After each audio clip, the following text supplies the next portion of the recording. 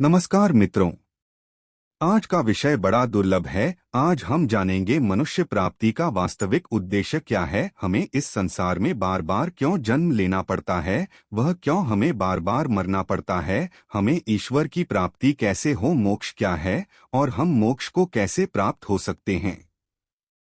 इस चैनल को सब्सक्राइब करें ताकि इस चैनल के द्वारा जो भी विशेष जानकारी दी जाती है वह आज तक पहुंच सके। तो आइए सुनते हैं बिना देर किए आज के विषय को।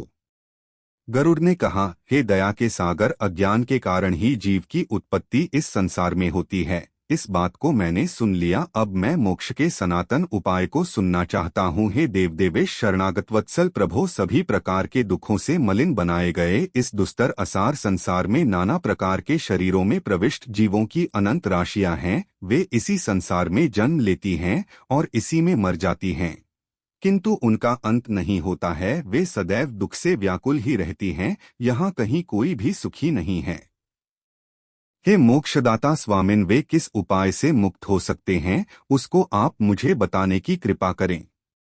श्री भगवान ने कहा, हे पक्षीराज, जो तुम मुझसे पूछ रहे हो, जिसको सुनने मात्र से ही मनुष्य इस संसार के आवागमन के चक्र से मुक्त हो जाता है, उसे मैं कह रहा हूँ, तुम सुनो। हे खगेश, इस जगत से परे परब्रह्म स्वरूप, निर्वयव, सर्वज्ञ, सर्वकर्ता, सर्वेश, निर्मल, अद्वय तत्व, स्वयं प्रकाश, आद्यंत से रहित, विकार शून्य, परात्पर, निर्गुण और सच्चिदानंद शिव हैं। उसी के अंश ये जीव हैं जो अनादि अविद्या से वैसे ही आच्छादित हैं जैसे अग्नि में उसके अंश विस्फुल्लिंग स्थित हैं। अनादि कर्मों के प्रभाव से प्राप्त शरीरादि नाना उपाधियों में होने के कारण परस्पर भिन्न भिन्न हो गए हैं। सुख दुख प्रदान करने वाले पुण्य और पापों का उनके ऊपर नियंत्रण है। उसी कर्म के अनुसार उन्हें जाति, देह, आयु तथा भोग की प्राप्ति होती है। सूक्ष्म या लिंग शरीर के बने रहने तक पुनः पुनः जन्म मरण की परंपरा चलती रहती है। स्थावर, कृमि, पक्षी, पशु, मनुष्य, धार्मिक, देवता और मुमुक्षु यथाक्रम 4 प्रकार के शरीरों को धारण करके हजारों बार उनका परित्याग करते हैं। यदि पुण्य कर्म के प्रभाव से उनमें से किसी को मानवयोनि मिल जाए तो उसे ज्ञानी बनकर मोक्ष प्राप्त करना चाहिए। 84 लाख योनियों में स्थित जीवात्माओं को बिना मानवयोनि मिले तत्वज्ञान का लाभ नहीं मिल सकता है। इस मृत्युलोक में हजार ही नहीं, करोड़ों बार जन्म लेने पर भी जीव को कदाचित ही संचित पुण्य के प्रभाव से मानवयोनि मिलती है। यह मानवयोनि मोक्ष की सीढ़ी के समान है।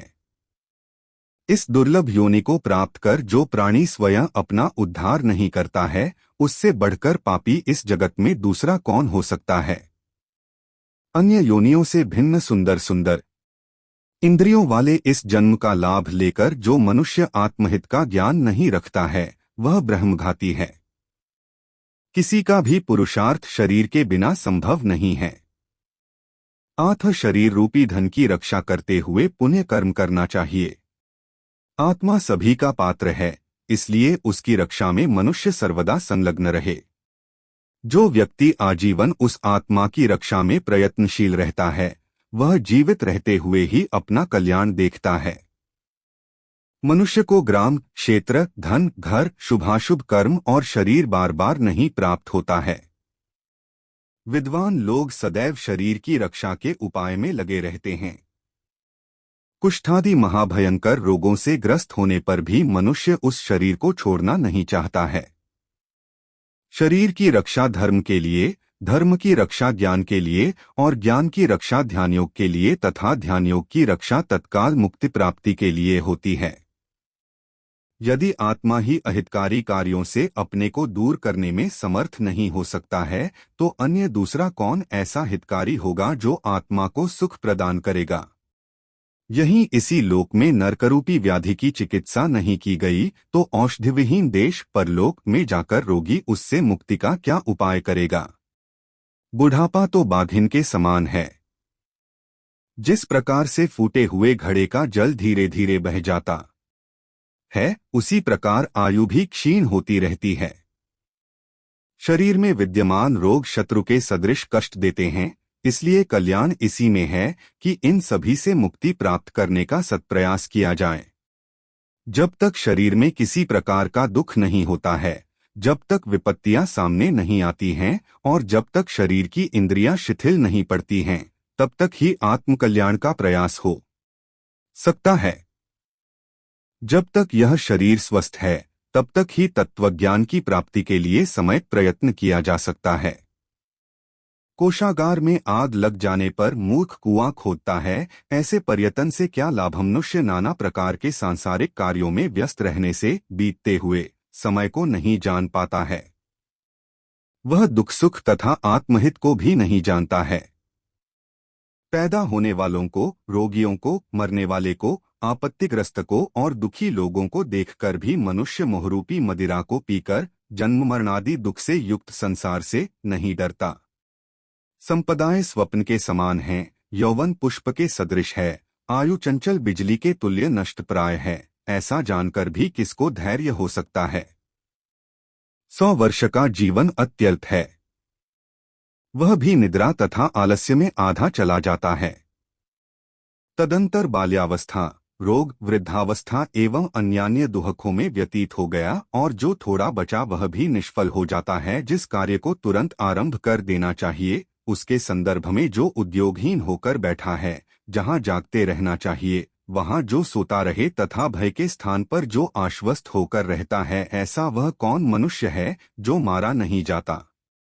जल के फेन के समान इस शरीर को आक्रमण करके जीव स्थित है। यहाँ जिन प्रिय वस्तुओं के साथ सन्निवास है वे अनित्य हैं। आत्म जीव कैसे निर्भय होकर नितांत अनित्य शरीर, भोग और पुत्र कलत्रादि के साथ रहता है। जो अहित में हित, अनिश्चित में निश्चित और अनर्थ में अर्थ को विशेष रूप से जानने वाला है, वह व्यक्ति अपने मुख्य प्रयोजन को नहीं जानता। जो देखते हुए भी गिर जाता है, जो सुनते हुए भी सद्ज्ञान को नहीं प्राप्त कर पाता है, जो सद्ग्रंथों को पढ़ते हुए भी उसे नहीं समझ पाता है, वह देवमाया से विमोहित है। काल के इस गहरे महासागर में यह संपूर्ण जगत डूबता उतराता रहता है। मृत्यु, रोग और बुढ़ापारूपी ग्राहों से जकड़े जाने पर भी किसी व्यक्ति को ज्ञान नहीं हो पाता है। मनुष्य के लिए प्रतिक्षण भय है, समय बीत रहा है, किंतु वह उसी प्रकार दिखाई नहीं देता है जैसे जल में पड़ा हुआ कच्चा घड़ा गलता हुआ दिखाई नहीं देता। कदाचित वायु को बांध कर रखा जा सकता है, आकाश का खंडन हो सकता है, तरंगों को किसी सूत्रादि में पिरोया जा सकता है, किंतु आयु में विश्वास नहीं किया जा सकता है। जिसके प्रलयाग्नि के प्रभाव से पृथ्वी दहकती है, सुमेरु पर्वत विशीर्ण हो जाता है तथा सागर का जल सूख जाता है, फिर इस शरीर के संबंध में तो बात ही क्या। पुत्र मेरा है, स्त्री मेरी है, धन मेरा है, बंधु बांधव मेरे हैं। इस प्रकार में मैं चिल्लाते हुए बकरे की भांति कालरूपी भेड़िया बलात् मनुष्य को मार डालता है। यह मैंने किया है, यह मुझे करना है, यह किया गया है या नहीं किया गया है, इस प्रकार की भावना से युक्त मनुष्य को मृत्यु अपने वश में कर लेती है। कल किए जाने वाले कार्य को आज ही कर लेना चाहिए। जो दोपहर के बाद करना है उसको दोपहर से पहले ही कर लेना चाहिए, क्योंकि कार्य हो गया है अथवा नहीं हुआ है, इसकी मृत्यु प्रतीक्षा नहीं करती।